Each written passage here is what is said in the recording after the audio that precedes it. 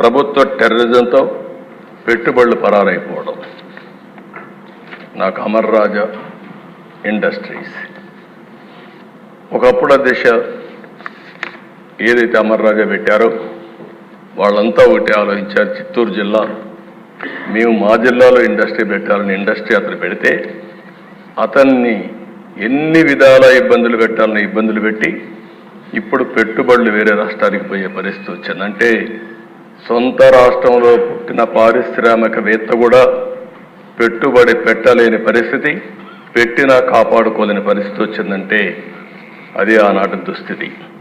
24% నిరుద్యోగం, దేశంలోనే అతిపెద్ద నిరుద్యోగం ఉన్న రాష్ట్రం మన రాష్ట్రం అయ్యే పరిస్థితికి వచ్చింది.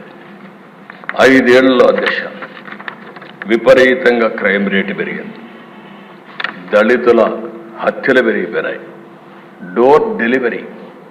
నిన్నే నాకు ఆశ్చర్యం వేసింది, ప్రజాస్వామ్యాన్ని కాపాడాలని చెప్పి ప్లే కార్డు పట్టుకొచ్చారు. ఏం చెప్పాలో అర్థం కాలేదు. ఆ డోర్ డెలివరీ చేసిన వ్యక్తి కూడా ప్లే కార్డు. ఇంకొక పక్క దిశ ఎమ్మెల్యేల దాడులు. అబ్దుల్ సలాం ఆ కుటుంబాన్ని నేను ఇప్పుడు కూడా మర్చిపోలేకపోతున్నా. ఎంత దిశ మనిషి చనిపోవాలనుకున్నాడు, బాధలు భరించలేక. చనిపోవాలనుకుంటే వీళ్ళు మాట్లాడే మాటలైన తర్వాత నువ్వు చనిపోవాలనుకున్నా నిన్ను ప్రశాంతంగా చనిపోని నీ భార్య ఉంటుంది, గుర్తుపెట్టుకో, ఏం చేస్తావు చేసి చూపించమంటే నేను చనిపోయిన తర్వాత నా భార్యని ఏం చేస్తారో అని ఆలోచించి భార్యాభర్త ఇద్దరు చనిపోవాలని ఆలోచించుకుని ఇద్దరం చనిపోదామని మాట్లాడుకుని అప్పుడు మళ్ళీ ఆలోచించి మనం ఇద్దరం చనిపోతే ఈ ఇద్దరు పిల్లలు అనాథలైపోతారు, ఏం చేయాలని ఆలోచించినప్పుడు కాదు నలుగురం కూడా చనిపోవాలని నిర్ణయించుకుని నలుగురు వెళ్ళి రైల్వే ట్రాక్ మీద వాళ్ళిద్దరి పిల్లల్ని కట్టేసి ఆ ట్రాక్ కింద పడి బలవంతం మరణం చేసుకున్నారంటే అది సాధ్యమే.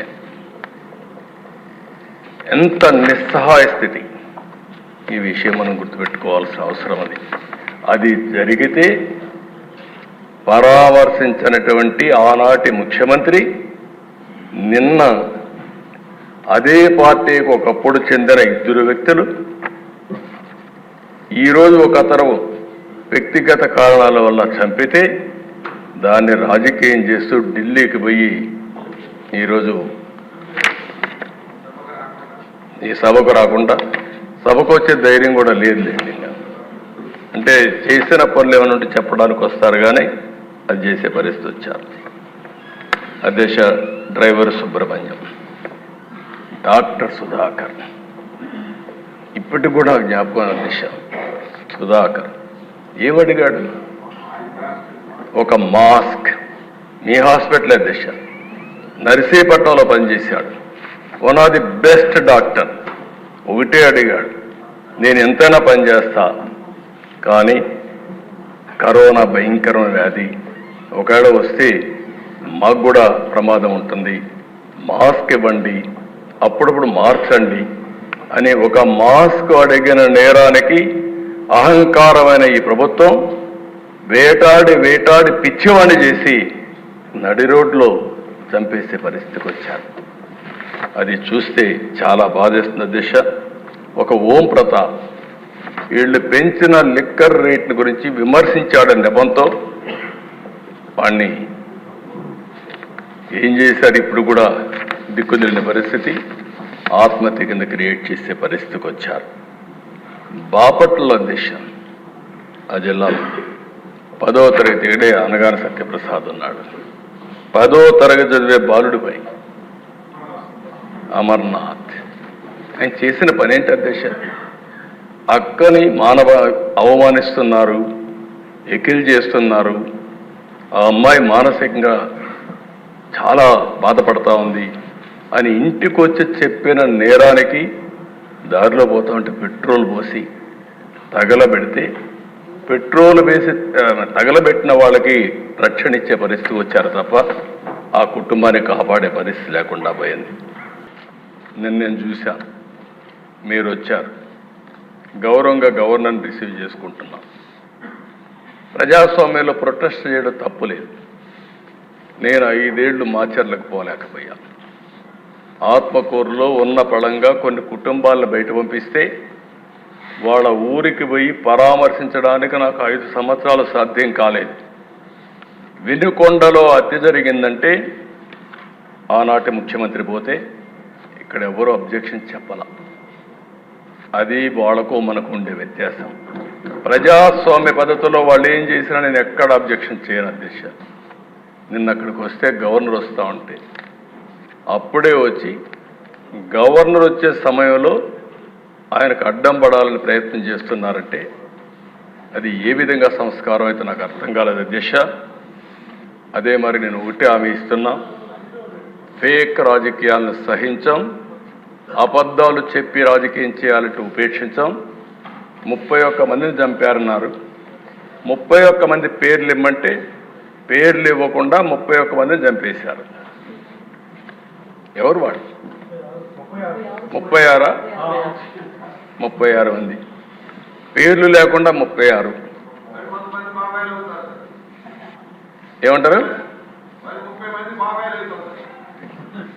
ఆ పరిస్థితి రానిలే, అదే లాస్ట్. మీరు గుర్తుపెట్టుకోవాలి, అదే కడపటిది కావాలి.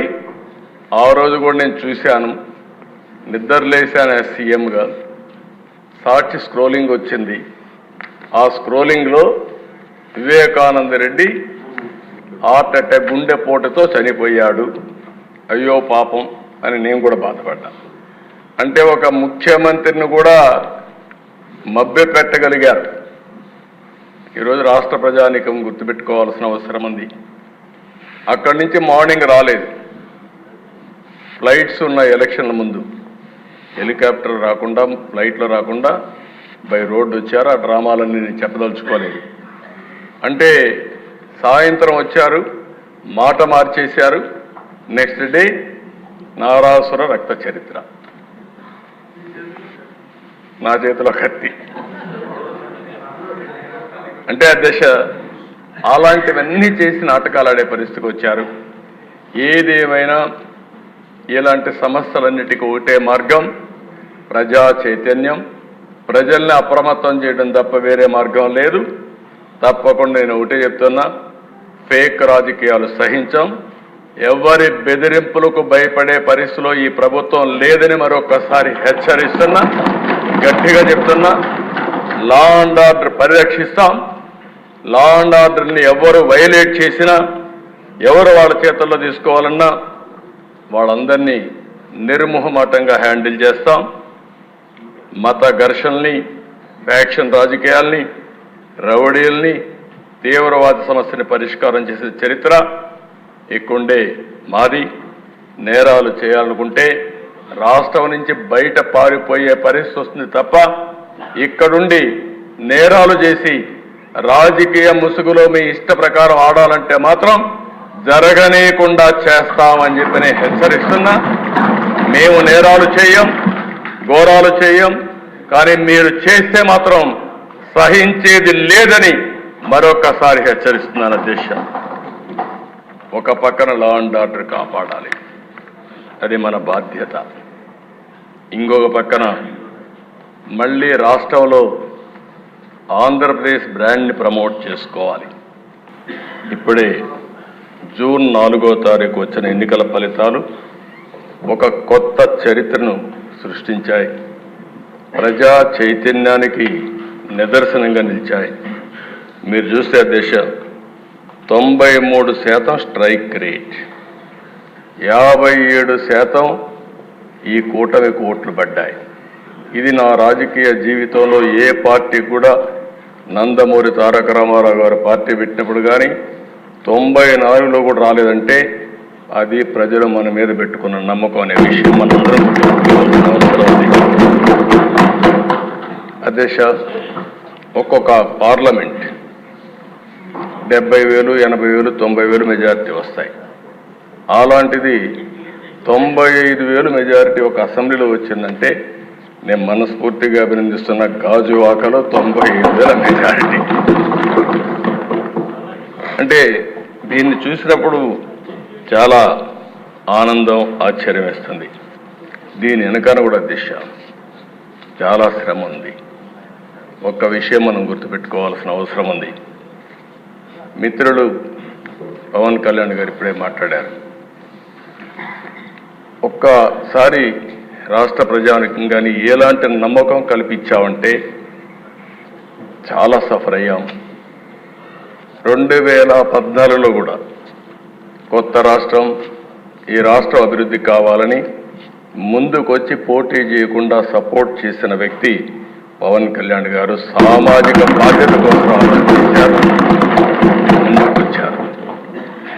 తర్వాత దిశ మొన్న ఎలక్షన్లో ఆయన్ని మేము చూసినప్పుడు చాలా సమస్యలు వచ్చాయి. నన్ను అరెస్ట్ చేసినప్పుడు జైలుకు వచ్చి నన్ను పరామర్శించిన తర్వాత బయట వచ్చి ఆ క్లిష్ట సమయంలో ఏమాత్రం ఓటు డివైడ్ కావడానికి వీలు లేదు, రాష్ట్ర ప్రయోజనాల కోసం తెలుగుదేశం జనసేన కలిసి పోటీ చేస్తామని చెప్పిన మొదటి వ్యక్తి పవన్ కళ్యాణ్. అంటే ఇది ఒక సామాజిక బాధ్యతగా తీసుకున్నాను. రాజకీయంలో అరుదైన సంఘటన ఇది. ఇద్దరం కలిసిన తర్వాత బీజేపీ వారు కూడా ముందుకొచ్చారు, కేంద్ర నాయకత్వం. ముగ్గురం కలిసిన తర్వాత దిశ ఇది ఒక సునామీ.